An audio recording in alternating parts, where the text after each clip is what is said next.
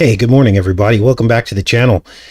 Today's going to be kind of an everything show. We're going to go over the 10 Commandments of climate change. Now, a lot of you have already heard the 10 Commandments of climate change, at least the abridged version, but there is a detailed version that we're going to go over, and we're going to discuss some aspects of this so that we can get deeper into what it really means, because really what it is a new age agenda, the divinity of nature, the divinity of man. We're going to break that down. Then we're going to look at a bizarre church in the Isle of Skye in Scotland, a church called the TRUMPan church, in which an entire church full of people were burned alive. We're going to talk about the symbolism behind that, what it means, and how it carried forward into the future. Now, I want to share something with you guys before we get into all that. This is my Instagram, and as you can see here, there was what I thought was a bobcat. I guess I should have taken a closer look. Caught this on my trail cam. And I guess bobcats have much shorter tails. But I was looking at the size of this thing, and I was like, that is either a mountain lion or a bobcat. Well, just yesterday, this appeared. Look at the size of this cat. Now, some of you said it looked like a Mancoon cat. The size of his head. I think Mancoons are a lot more hairier, though. He still has some pretty short fur. But think of the odds that an orange cat revealed himself just yesterday on my trail cam when we thought, according to this night vision, that he was something else. Now, why is this weird? It's because we've been talking all about cats, haven't we? Why have we been talking about cats? Because cats have emerged as some kind of programming of the future of what is to come when it comes to pandemics. They have compared the cat and the bat. The bat, of course, was the origin or alleged origin of the pandemic, right? And now we're seeing the cat paired with the bat. We went over a study that just came out a few weeks before Halloween of this year, in which they compared cats and bats in terms of diseases that are carried. And then we saw it in the new Batman film, in which Catwoman said the bat and the cat has a nice ring to it. We know what the ring is. Now, why did these things happen? Why are these things manifesting spiritually? Well, because that's how God tells us that we're on the right track, doesn't he? And if you open your eyes and take note of the symbols around you, then you will see God working in your life. You will see all of these things starting to make sense. Things that you once thought were coincidences now become reality. Now, of course, you can take this too far, but that's when you need to pray. And you ask God, is this a sign? Or does that relate to this or that? And let him give you the answers. So, hopefully, cats do not emerge as the next pandemic, but unfortunately, the symbolism seems to be pointing in that direction. Now, let's get into these 10 commandments of climate change. We're also going to get caught up on some of these headlines today as well. So what's this all about? Well, this all went down at this COP27 Global Religious Conference, the United Nations, and it went down on November 13th. What is the significance of November 13th? Well, November 13th is 1113, or A113.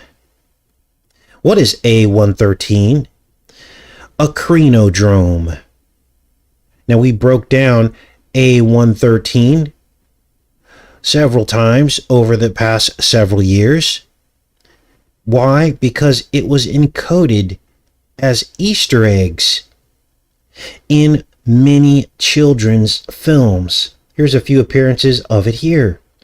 They were hiding the numbers A113 on license plates in Toy Story, on the number of the train in Cars 2, as you can see here.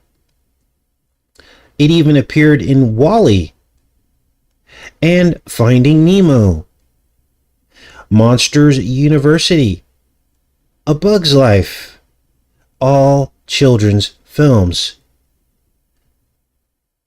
It appears in the original Cars film as well on a license plate. Now, what does all this mean? Well, I'm going to do a quick recap because it ties into these 10 commandments of climate change. A113, what does it mean? 1113. 2013 is A113. What is this about? This was the day that Obama signed into law the Emergency Epinephrine Act. As you can see right here, A113, 2013. Now, what's this about? What is the Epinephrine Act? Well, he worked with Hillary Clinton to put these EpiPens in schools all over the nation. And many will remember these EpiPens were overpriced and they cost too much money, and the pharmaceutical companies were making a killing. Now, what's so important about EpiPens? Now, I'm not telling you that you don't need an EpiPen if you have a reaction. That's not what I'm saying here for anyone reviewing this video.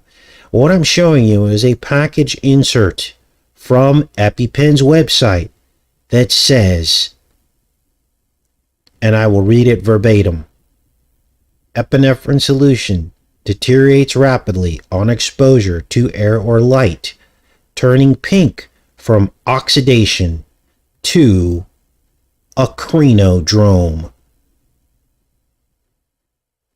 and brown from the formation of melanin. Directly from EpiPen's website. Now, this is a synthetic form of acrinodrome nonetheless, but it is still acrinodrome. Now, when you dig into the history of this, it gets creepy, because it passed the Senate on Halloween 2013 before it was signed into law on A113. Who passed it? The 113th Congress. Now, you can assume that all this is some kind of a coincidence, or you could start looking at the facts about all of this. Now, I'm not going to make any other claims beyond this point, but the connections are undeniable, aren't they? So now we go back to the 10 commandments of climate change, passed on the same date. Let's see, how many years ago was that? What's 22 minus 13? Is that 9 years? That is 9 years. 9 years ago. Now, what could all this mean? Well, let's get into it. Now, most people have only seen this 10 Commandments summary. Here they are right here. It's a summary of the 10 Commandments. We're going to break down the detailed version. And the first thing that I noticed with the detailed version of all this, let me find where I put that. Here it is. Was something really crazy. Let's back up here. Here are the detailed 10 Commandments of climate change. The first thing I noticed with commandment number 1 is that they try to include all religions. Now, they mention God here, but what about all of the religions that don't believe in God's authority? So how can you include all the religions if some don't even believe in God.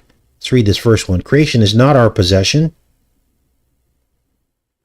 The human person must recognize this and find his or her rightful place in relation to this fundamental fact. Now, this is confusing because in this first commandment it says that God created everything, but that he didn't give it to us. And this is simply not true. Genesis clearly states that God gave Adam dominion over all living things. He gave him authority over all living things. So, here in commandment number 1, we have our first lie, don't we? Creation is not our possession. It actually is our possession. And this is the problem, because authorities are trying to steal our birthright in nature right out from under our feet, under the lie that it doesn't belong to us. And this is why they have controls over hunting and fishing and rules against living in nature and harvesting from it with full authority on the level of each individual man. And I've long talked about this with you guys. I said, why don't we have large stretches of our country that are free for people to live in and roam and harvest from nature without any rules or restrictions for the individual man? I'm not talking about corporations. I'm talking about the individual man and his family. Because it's the world order corporations who are ravaging nature's resources, not the individual man. It's the corporations, the very people that put these rules together, that are making a profit and then selling it back to us. And now you see the problem. Now, let's keep going. Commandment 2. This is where they get into the divinity of man and nature. Creation is not simply external to God, it is significant. It is in significant ways permeated by God's presence and being, manifesting the divine agency and reality.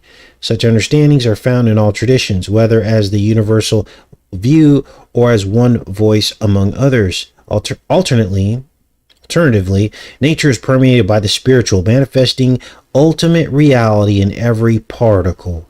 Therefore, we must treat all of life with reverence. So essentially what they're saying here is nature and man has divinity. Notice how they don't really give the credit to God or have us serve God. It's all about nature and man. Here's the thing. Absolutely, creation has God's signature on it. He gave it over to us to have dominion over. But none of that makes us divine. We are fallen. We are not divine, which is why we needed a Savior to save us. Because guess what? If we were divine, we wouldn't need a Savior, would we? Now, it has long been established that human divinity is a New Age concept. It's elevating the man, focusing on this life, instead of focusing on the afterlife with Jesus through his solution. Jesus tells us over and over again, do not love this world. The rulers of this world are corrupt. All these things are in the Bible. He tells us it is not in man to rule himself. He tells us that until he establishes his kingdom, that there will be sin and death in this reality. Yet, we have people in the New Age community that keep trying to elevate themselves to deities and gods in this reality, thinking that they can fix everything that's going on in this reality, when the Bible clearly says there is no fix for this reality. This will pass away. It says that in the Bible as well. Now, you can look all these scriptures up, but I'm giving you the basic concepts so that you can do word searches in your particular Bible, online Bibles, and things, because you really need scripture to understand what's going on and how they're trying to lie to us about our world. Now, notice how they package this, because the Bible also says that God will ruin those who will ruin his earth. So they play to that, don't they? Oh, we're trying to save the planet. We're doing what God wants us to do. Problem is they want to be the authorities on it. The evil one, Satan, the ruler of this world, wants to be the authority on not ruining the planet. So right there, you know it's a lie. This isn't about conserving the planet. It's about control. And it's about taking away from God. It's about getting you to focus on fixing this reality. And it's about tricking you into not believing in God at some point. That's what this is really about. Now let's get into commandment number 3. Just probably checking with you guys, make sure we're still together. And we'll get into commandment number 3. Looks like you guys are all here, starting to filter in. Awesome. Good morning, everybody. Now this is very, very important, because this is the first time they've written all this down in writing, haven't they? And we had the destruction of the Georgia Guidestones with its 10 commandments. And now they've been replaced with the new 10 commandments. Are you seeing what's happening here? Are you seeing what's happening here? What is the importance of the destruction of the 10 commandments of the Georgia Guidestones? I'm going to go in the chat right now, because one of you has the answer. And the creation of a new 10 commandments. And I'll give you a clue if no one gets it right away. What is the importance of what I just said? Many of you know your Bible very, very well. I'll give you that clue. Okay, let's see who gets it first. What's wrong with our chat today? It's going super slow, isn't it? Okay, let's see here. New Covenant, you're close. You're close. Rising of the Phoenix, Christus, close. Moses breaking the tablets, David got it. Boom. Good job, David, and everyone else. You were all close. The tablets were broken by Moses. That was the symbolic destruction of the 10 commandments of the Guidestones. Then God wrote a new 10 commandments, because the tablets were broken, weren't they? And now you see how the enemy tries to be like the Most High. Everything he does is a counterfeit of the Most High. So here we've seen this all play out, haven't we? Now let's keep going here. Good job to the person who got that. To commandment number 3. Within creation and between humans and other parts of creation, as well as among religious communities, there is interdependence. And yes, they're correct. Creation is interdependent with each other, isn't it? But Adam was given dominion over it, putting man in the authority of creation, whereas these 10 commandments try to give up that authority. All are part of a greater whole, wherein each element both receives and gives influence, impact, love, and growth. Therefore, we must care for each other and the planet. All that's true, but we're not supposed to give up that authority to the ruler of this world, which is the devil. The Bible also says that as well, is the whole world has fallen into the power of the wicked one. It says that in the New Testament. So you can look all these verses up after the show. I always promote biblical research. Don't take what I'm saying as the facts. Go into your Bible and see how it all fits in. Let's get into commandment 4. Now, let's pause here for a second, because already, if you're going by the climate 10 commandments, you've already broken the first 3 real commandments. Here are the real commandments here. No other gods before me. No idols. Well, the climate commandments seem to idolize the collective whole over God's will. They seem to idolize nature over God. And they also break God's commandment to Adam that he should have dominion over all the earth. So, not good. Now let's keep going with this. Commandment number 4.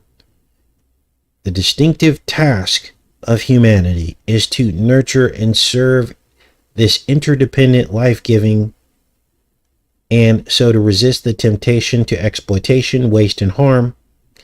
Acting in the interest of human well-being cannot be something pursued in separation from working for the well-being of the whole created order. This finds two prominent expressions: commitment to not harm creation and the responsibility to protect it, commitment to serve, advance, and aid in the growth and evolution of all parts of creation. Therefore, we recognize that we are responsible for the well-being of all life today, as well as future generations. Now, last time I checked, none of the people on this channel invented plastic bottles. None of the people on this channel invented gas-powered cars or polluting corporations. None of us on this channel made nuclear weapons or nuclear power. None of the people on this channel blew up gas pipelines, leaking infinite amounts of pollutants into the atmosphere. None of the people on this channel shot polluting rockets into the air so they can play space. None of the people on this channel started wars that are some of the most polluting type of activities that you can ever imagine. Now you're starting to wake up to the hypocrisy. Yes, we are supposed to be good stewards of the planet. But on the individual level, very few of us are doing any type of real damage to the environment. In fact, most God-fearing people manage the environment. They don't take more than they need, do they? They don't store up a bunch of extra stuff that just gets thrown away.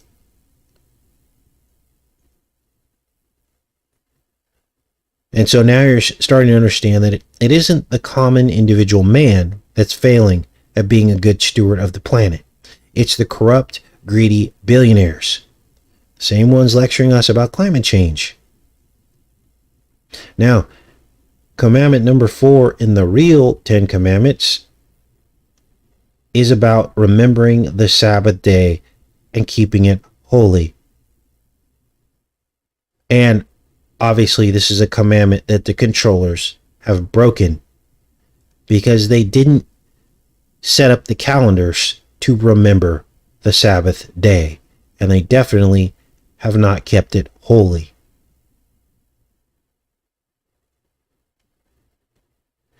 And they are the ones in control of the historical record, aren't they? And they could have done this, but they failed. Now, some of you have calendars that you believe may make it so that we can find the exact Sabbath day, but there are many calendars. There are people that still even think it's Sunday. Others that think it falls on every Saturday, and others that believe that it falls on different days of the week based on the sun and the moon. I haven't figured it out yet. But the Sabbath was made for man, not man for the Sabbath, is what Jesus said in his own words. Because he was criticized for picking wheat on the Sabbath, wasn't he? And he set them straight. Now, let's go to commandment number 5. Now, this is interesting,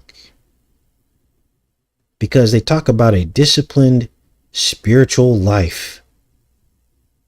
The human person has capacities that are conducive to the realization of this vision, as well as forces that are destructive. Ego, self-centeredness, greed, arrogance, and more negative traits stemming from a limited sense of the human person. These have the potential to destroy humanity and creation.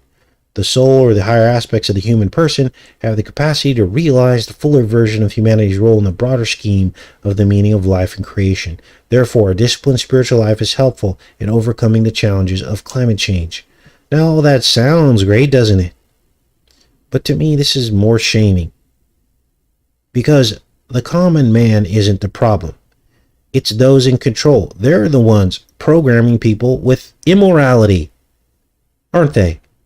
They're the ones carrying acts of immorality out every single day. The war machine, the sacrificial war machine, and trying to justify that, as well as the inequality, as well as do as I say, not as I do. So they're getting away with whatever they want with no consequences. So this is more shaming, trying to blame people on our level for all the problems of the world. Now, many of you would believe that technology and conveniences for a better world are a good thing. Well, it has come at a cost, because would we miss those conveniences if we never had them to begin with? Probably not. We've become addicted to the conveniences, haven't we? Jesus and the disciples didn't sit around moping about not having a car, because there were no cars back then, right? Although they all were in one accord, weren't they? Anyway, the reason why the enemy made cars is to give us some independence, didn't he? But then what he's done is flip the script, because now that we're dependent on gas vehicles for our life and a feeling of wellness, he's going to flip the script and turn that into the electric kingdom surveillance state. So they give you a little treat, and then they basically flip the script. And that's how the enemy works. Now let's get into number 6. Start to finish this up, because this reads like something out of a thought crime. There is an inherent relationship between the human person within and nature, and objective reality without. Thoughts, speech, and action have the capacity to bring harm or to heal. Therefore, use thought, speech, and action only for the good. The good. This is the hive mind they're talking about here. Now, it is the words that come out of a man's mouth that causes him to sin. That's in the Bible as well. But this comes across here as censorship, is what they're pretty much saying here. Because who gets to decide in their reality what good is, you see? And they do, don't they? They're the ones that get to decide what's good and what's not. For instance, starting with the first commandment, that nature does not belong to man. That's a lie. So if they believe that, and they're going to start enforcing rules and laws that say, oh, this doesn't belong to you, well, obviously, they're going to say that that's not good. And so if you speak against that, you're violating the 6th commandment, which they can erase at will through censorship. Number 7, based on this understanding of human person and his or her role in creation, the processes of growth, transformation, return, and repentance are fundamental to human existence. Therefore, the human person is benefited by the ongoing effort to purify, raise, and transform himself in a view of higher vision. So this is more self-deification of man. Yes, we should all be growing toward the Most High and being closer to him, but not in within ourselves, and not within some greater good without God at the top of it. Okay? Because notice how they leave God and Jesus out of this whole equation of a higher vision. We're supposed to grow in him, not ourselves. Number 8, there are reactions when we harm the earth and others. And again, they leave God out of this. Actions have consequences, and no action can be ignored. The weight of our actions and their short and long-term consequences lead us to find ways of mitigating harmful actions and to work for the good. We're all in this together. Notice the theme here. But nowhere in this do they mention God. They talk about mitigating harmful actions, and for every action there's a reaction, but they don't talk about how that fits in with God's plan. Number 9, empowered by mind, reason, and spiritual understanding, we adopt a mindful and attentive view of the natural world. Therefore, take seriously the lessons and observations that humanity has reached by application of its mind in scientific study and through common reason. So what this essentially says is to believe the scientific consensus. is what they're, so they're elevating science and common sense, common reason above God and his moral authority. So, number 9 breaks the commandment about putting other gods before him, because they're elevating scientific study as a god, aren't they, in this instance? And that brings us to the last commandment. And this is chilling, because it's all about sacrifice. The life of attentive, intelligent love is embodied in compassion and openness to the pain and vulnerability of the world. Care for the other is expressed in love and compassion as fundamental spiritual principles. These are to be applied to other humans, human communities, and other parts of creation. Compassion means suffering with others. Self-sacrifice, to feel the pain of the earth, of the poor, and of those who suffer the consequences of climate change. Opening our hearts to their pain will lead us to change. Therefore, be sensitive to the intolerable insecurities and injustices in which so many of our fellow humans live. So, what they're saying here is, hey, it might not feel good what we have to do here to get hold of climate change, but it's for the greater good. Even if you have to live in a box, or be under control, or follow certain rules that you don't agree with, or get on a bus instead of drive a car, because it's for the climate. So, now we have a better idea of what's coming, don't we? Let's get into some more of these other headlines. Today I have a few other headlines to get us all caught up with, and then I'll be back in the chat. Now, this is funny. Let me refresh this. What's going on with this? Oh, here we go. Now, all of a sudden, trucks aren't really trucks anymore. This truck can't do normal truck things. YouTube AutoStar says towing with Ford's new electric pickup is a total disaster in viral video. Now, I'm not going to play the video, but essentially, this guy buys an electric truck. He tries to tow something with it, and he has to stop every hour to charge this thing up, making it not practical. So this is our future, you guys. Limited range. Now, don't think for a minute they don't have technology to improve the range on these electric vehicles, or completely different technology that could expand the range even beyond gasoline. They're doing this on purpose, because think about it. Part of the agenda, which we just read, was about considering the greater good, about using less energy, about the climate. So, what better way to do that than to limit everybody's range? They don't want people driving across the entire country on one charge of an electric vehicle, do they?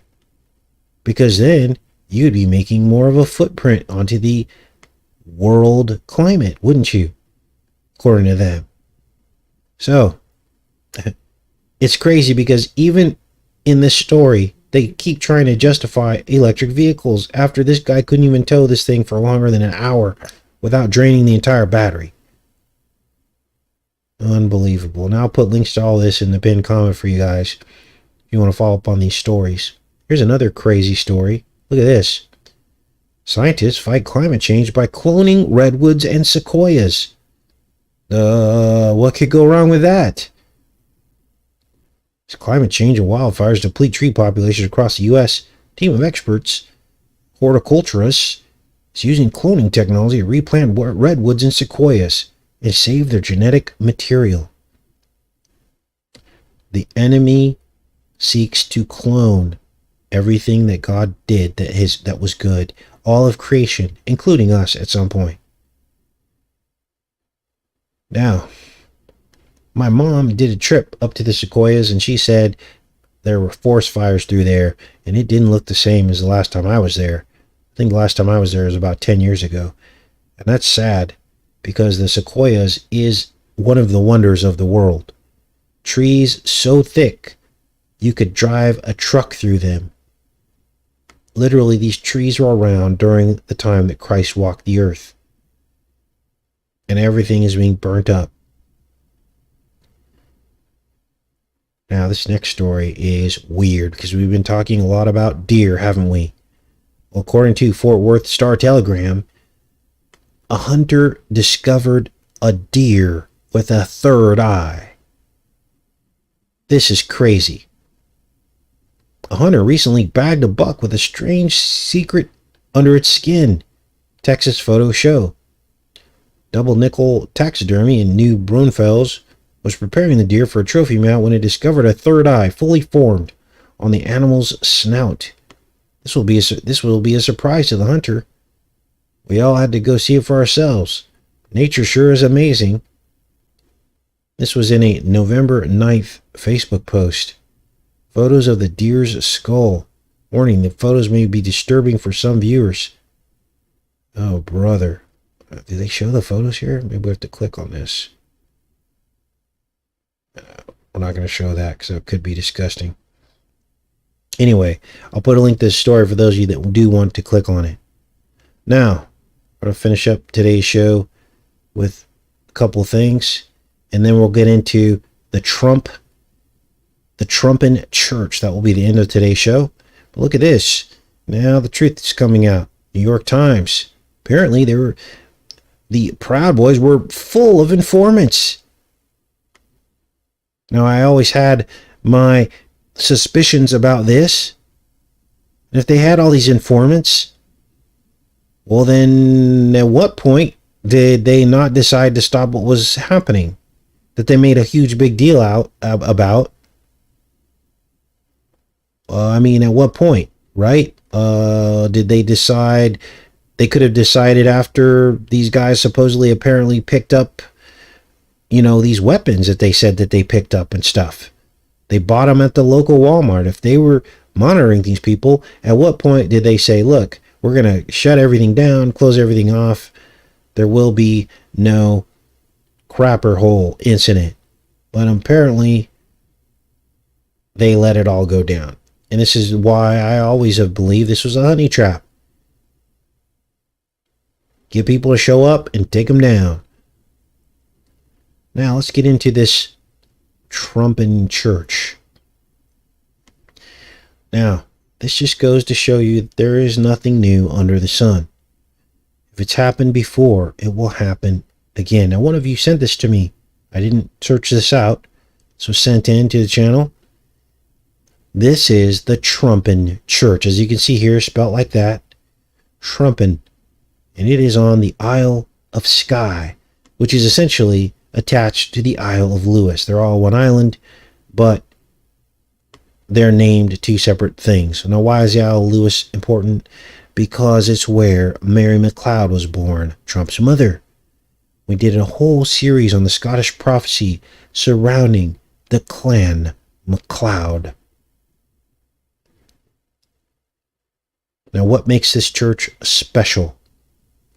Well, a massacre occurred there, in which people were locked inside and burned to death.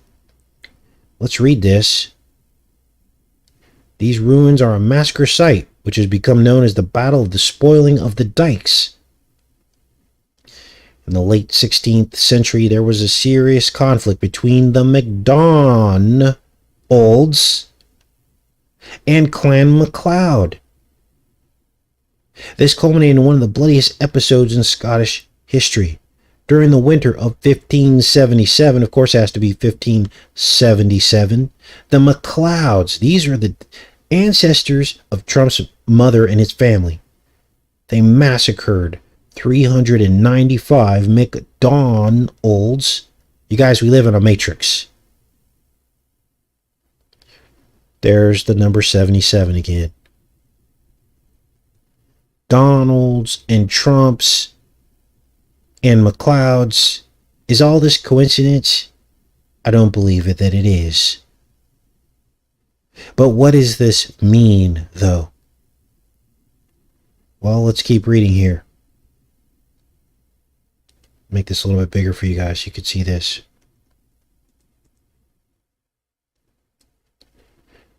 The MacLeods massacred the MacDONalds. The latter were trapped in St. Francis Cave on Eigg, an island in the Inner Hebrides. The MacLeods lit a fire in the cave entrance, suffocating all of those inside. In revenge, the chief of the MacDonalds initiated an attack on the MacLeods on the first Sunday in May 1578. The local MacLeods had gathered to worship inside TRUMPan church. The MacLeods took advantage of this opportunity by sailing around to Ardmore Bay. Then they silently surrounded TRUMPan church, barring the door and setting fire to the thatched roof. Only one of the MacLeods is reported to have escaped, a young girl who raised the alarm. Wouldn't that be interesting if that was the ancestor of Trump and his mother that escaped? Then a party of MacLeods was assembled and proceeded to slaughter all of the MacDonalds involved in the raid. So this was a tit for tat. But notice that the main part of the sacrifice was these two fires.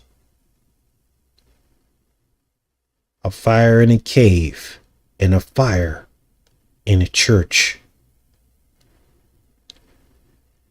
Now, this same people burning in a building meme has happened before and will happen again. What is the significance of two burning massacres, twin massacres, burning people in a building? One of you will get the answer because you guys are smart and full of the Holy Spirit, aren't you? So you get it first. Twin burning massacres, people in a building.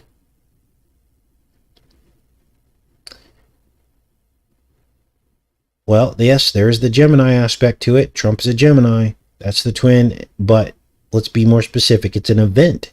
There you go. Shiz and Pimp got it. Blind 11. Twin people stuck in a building burning. Now, I just got chills. I don't know about you. But to have an event that happened 500 years ago repeat in modern times is the Matrix. Now, many of you whose eyes are opened remember this scene from Game of Thrones, in which the Dragon Queen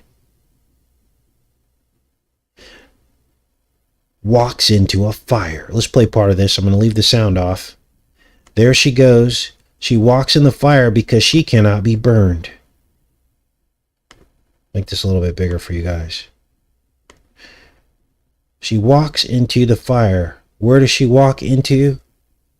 Twin rings. Now, when she walks out, she's holding dragons. I can't show you that part because she doesn't have any top on. But when she walks out, she's holding hatched dragon eggs. Now, what is this in the middle of these twin rings? Well, I believe this was her husband, and they killed him, so they lit him on fire as part of their ritual. The importance of this is the twin rings, her walking into the fire and coming out alive. Now, the same thing happened again in Game of Thrones. In Season 6, Episode 4. Season 6, Episode 4, 46. The year Trump was born, right? Watch this. She has all these people, these soldiers or whatever, inside of a building. And what does she do? Well, she knows she can't be burnt. So she starts toppling over these torches. How many does she topple over? 2. Twin torches. 1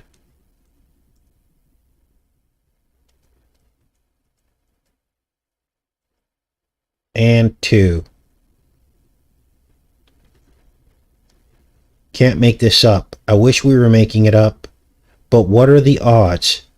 Now you're seeing how Game of Thrones even is pointing all the way back to the 1500s in the twin burning of the twin buildings. The twin Scottish massacres. The Gemini pair. And again, she walks out unharmed as the building goes up in flames.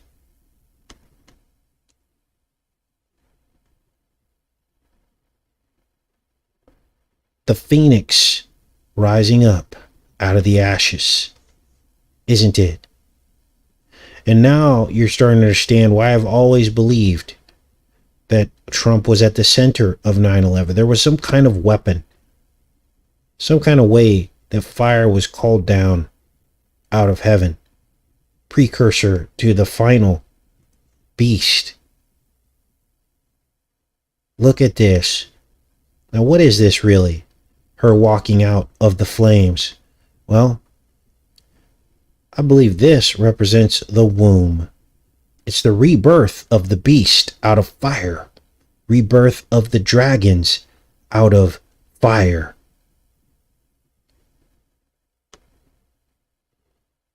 Unbelievable. Now, that's about all I had for you guys today. I'll put links to all this for you guys, including link to my Instagram if you guys want to join up over there. Every once in a while I'll put up, pictures and stuff. There's a picture of Max over there. I think there's a picture of me holding a fish. For those that are interested, you don't have to go over there. I know a lot of you aren't on Instagram, but there's different ways to, keep in touch and show you about my life and what I do in my life and all that. So, I'll put links to all that, like I said. Now, tomorrow we are going to get into the next decode of Battlestar Galactica, in which a doctor kills people with a cure by giving them a smack the nation. You're not going to believe it. So, we'll be back on here tomorrow. Actually, tomorrow I have to go to the cabin and work on the cabin some more. So, we'll figure it out. Maybe I'll pre-record a show or something and upload it. But we will definitely have a show tomorrow, some way, somehow. Actually, I'll probably do it live just because I don't have to go till later in the day. So, right on. Let me go in the chat for a little bit, see what you guys are up to, see if I missed anything or if there's anything you want to add to today's presentation. You guys are really smart people, so I always like to hear your perspective on a lot of this stuff. Yes, everything is coded. Mocking Daniel in the fire. Now, there are still some people that believe that all this Trump symbolism was them gaslighting him and mocking him and trying to... I don't know how someone could see it that way. I just have no idea how someone could see it that way unless you really, really believe in this man. But when you think about it, we're the only people on this channel, and just a few, like maybe 1/10 of 1% of the entire human population, can even recall any of this Trump appearing in any of this stuff. So how is that really working against him? It's not. It's something else. It's some other component to this. It's about something else. It's not about mocking him or gaslighting him. But people want to believe that. They think that this is what he's done. What do you think about the FTX scandal?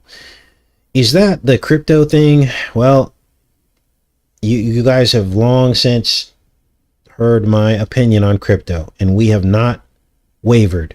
In the last 4 years, we have not wavered from our stance on crypto. Even when many of my friends in this community were pushing crypto, we have not wavered. And I've told you it's always been a trap. I told you that it's always been them basically running some kind of simulation to see how this stuff works, how they can control us, field testing, whatever you want to call it.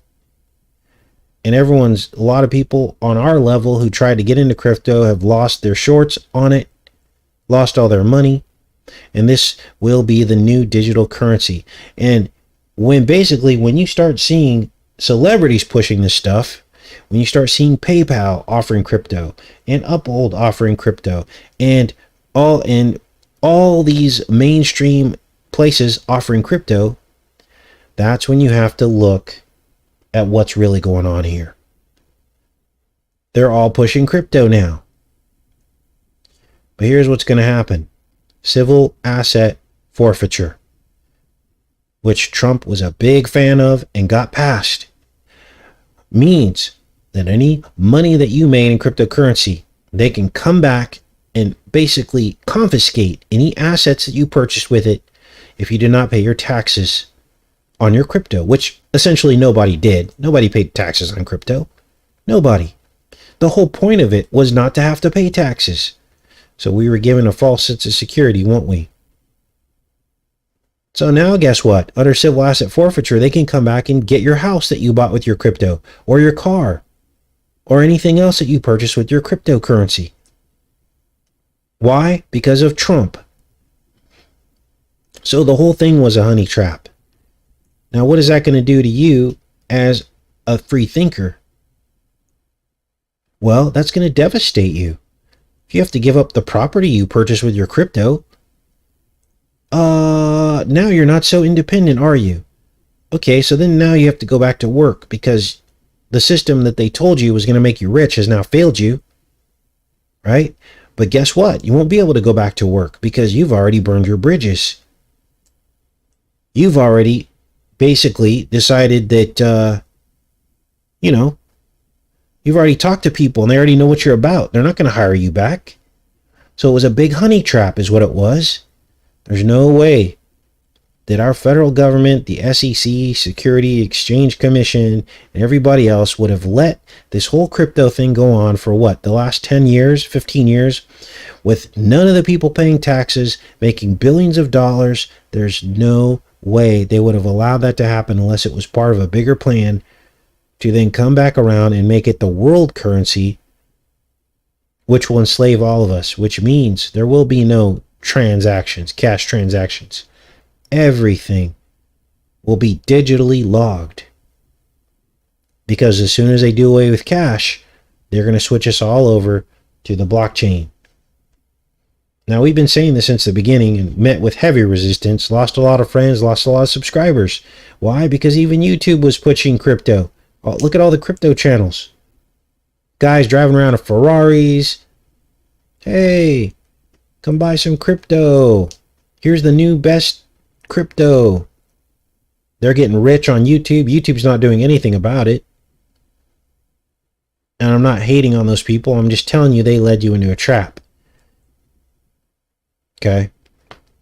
Now, some of you made a profit out of it, I guess. But look what we gave up for it. They've already done their field testing. Now they know it can work. And then they're going to apply it to the world. It will be the new world currency. Mark my words.